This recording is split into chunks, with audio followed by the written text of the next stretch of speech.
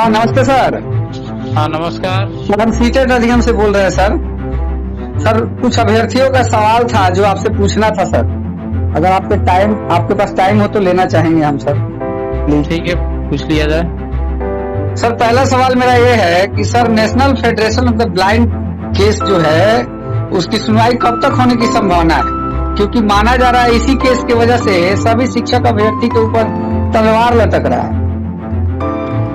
देखिए, इसका सुनवाई होने की संभावना अभी तो फिलहाल कोर्ट बंद है। उसके बाद फिर आपको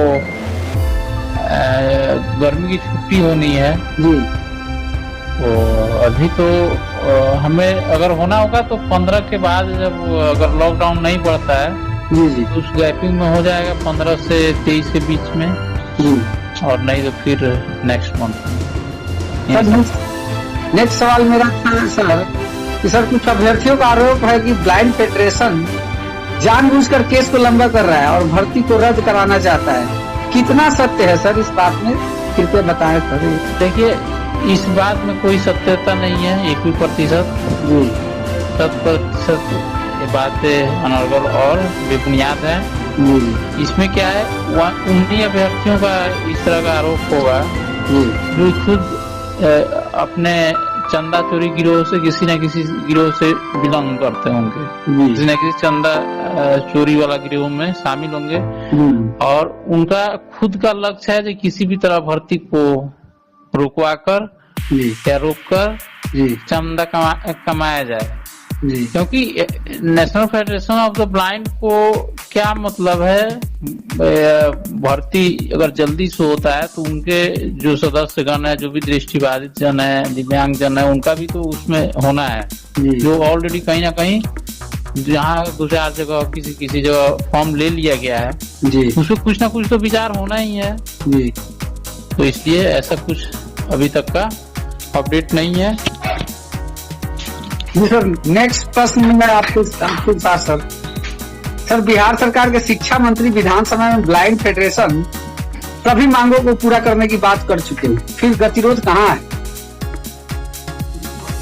देखिए, शिक्षा मंत्री जी विधानसभा में जो भी कुछ कह ले मीडिया हाउसेज में जो भी कुछ कह ले, किंतु सरकार की तत्काल जो सरकार की मानसा है शिक्षक भर्ती को लेकर जी जी तो पूरा स्पष्ट है और अभ्यर्थी गण भी लगभग समझ रहे हैं। क्योंकि जब हाई कोर्ट में डेट लगा था, आपको ये जो चुनाव हो रहा था विधानसभा का उससे जस्ट पहले जी, तो उसमें एजी के द्वारा खुद ब खुद कहा गया था इस बात को कि अभी सरकार नहीं है जो कि नीतिगत फैसला है इसको ले सके। सरकार आते ही पहले कैबिनेट की बैठक में इस पे नीतिगत फैसला लेकर इसको फाइनल कर लिया जाएगा।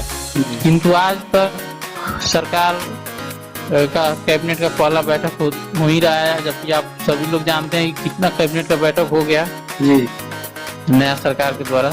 यही समस्या है, सरकार भर्ती करना नहीं चाहती, सबसे बड़ी गतिरोध यही है।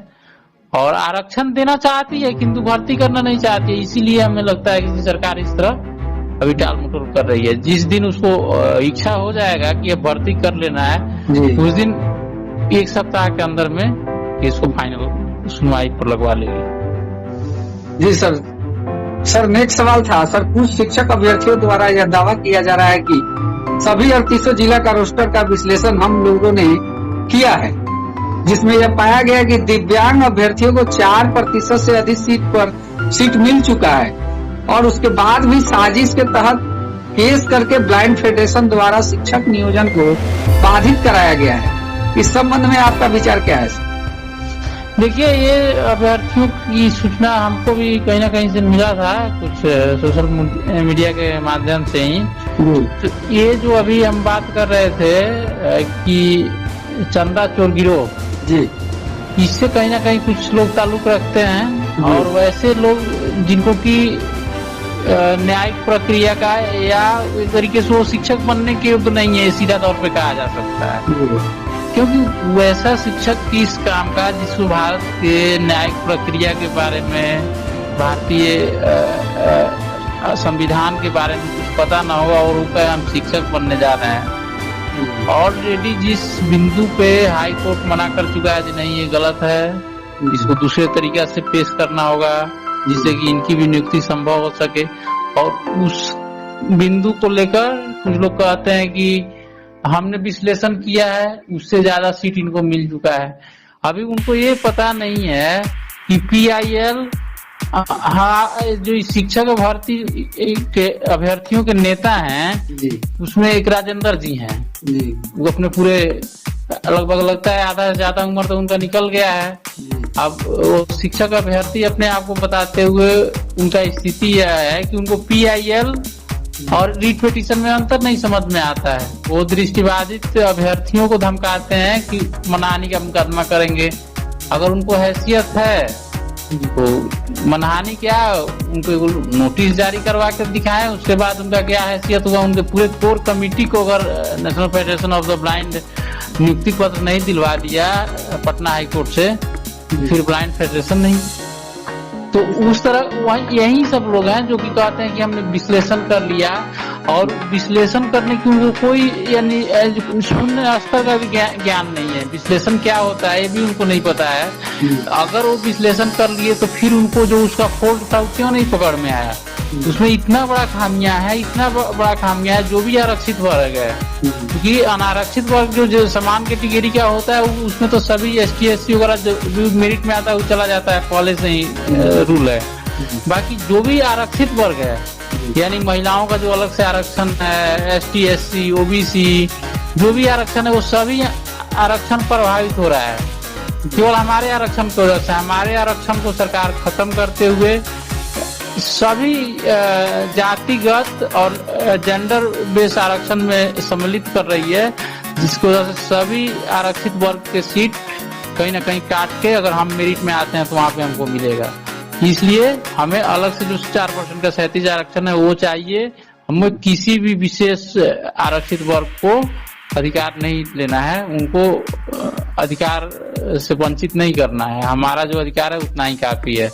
इसीलिए और उनको ये बात समझ में नहीं आ रहा है, जिन अभ्यर्थियों के लिए वो कह रहे हैं कि हम हमदर्दी बन के खड़ा हैं, जब कल उनका नियुक्ति नहीं होगा, जब उनका सीट काट के हमको मिल जाएगा, हमारे से सभी दिव्यांगों का भर्ती भी नहीं होगा। बाकी उसके बाद जो भी होगा 2, 4, 10, 20, 50 वो दूसरे आरक्षण से काट के होगा। हमारे आरक्षण को खत्म करके वो जातिगत जेंडर बेस किया जा रहा है। ये कहीं ना कहीं दुर्भाग्य की विषय है जो कि आज तक किसी भी राज्य में भारत में नहीं हुआ। इसी की वजह से इस तरह का हाई कोर्ट का रुख है, और उन लोगों को इस बात को समझना होगा जो अभ्यर्थी इस तरह की बात करते हैं। ये पटना उच्च न्यायालय भी संवैधानिक संस्था है, वो किस बात को देखकर रोका है, कम से कम इतना विश्लेषण करने की क्षमता नहीं है। इस बात को तो सोच लेना चाहिए कि हाई कोर्ट क्यों रोका है। हमारे कह देने से अगर सभी बातों को रोक देता हाई कोर्ट तो अब तो कम तो हो सकता था जब हम कहते जब हमारी पेंशन जो है, दिव्यांगों की पेंशन जो है उसको 8,000 कर दिया जाए, उसको भी रुकवा लेते। बाकी हमारे कहने से सब कुछ नहीं रुकता। हाई कोर्ट की नजर में जो सही होता है उसी पे रोका जाता है। ठीक सर, नेक्स्ट प्रश्न सर आपसे था। सर, अभ्यर्थियों को फेडरेशन की ओर से कुछ विशेष संदेश आप देना चाहिए। हाँ, सभी अभ्यर्थियों को मेरा विशेष संदेश यह है, विशेष आग्रह या अनुरोध यह है कि किसी भी तरह के इस तरह के बहकावे या बहलाए फुसलाए में ना आए कि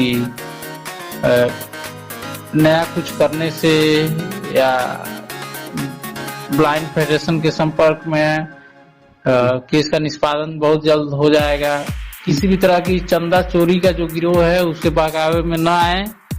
ऑलरेडी न्यायिक प्रक्रिया जारी है और वो ऑटोमेटिक ब्लाइंड फेडरेशन का एक कर्तव्य है और वो अपने कर्तव्यों को निभाना बहुत अच्छे तरह से, बहुत प्राचीन समय से बहुत पुराना संगठन है national federation of the blind, Bharat international level का, तो उसको अपना निभाने बहुत अच्छा जानता है। और कोई पहली बार ब्लाइंड फेडरेशन के मुकदमे पे बिहार में इस तरह की समस्याएं नहीं आई है, अन्य राज्यों में भी समय समय पे आती रही है।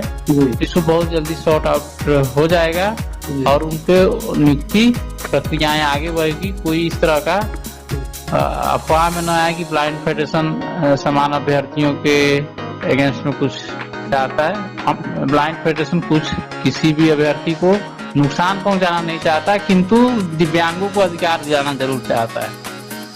जी सर, एक चीज और लास्ट, मेरा जो हमारे सभी सीटेड दिसंबर और जनवरी साथियों की तरफ से एक सवाल था सर, कि अगर हम लोग ट्विटर कैंपेन चलाते हैं या फिर विभाग के किसी अधिकारी से मिलते हैं या फिर बिहार सरकार के किसी मंत्री से अपनी बातों को रखते हैं, तो क्या ये एक संभव कदम होगा, सकारात्मक रूप होगा कि हम लोग की बहाली में जो वर्तमान बहाली प्रक्रिया चल रही है उसमें मौके की बात की जाती है, तो क्या ये उचित होगा?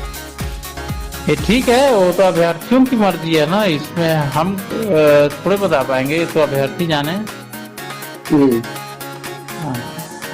जी सर, धन्यवाद सर आपका, जो आपने हमारे लिए बेशकीमती समय को निकाला।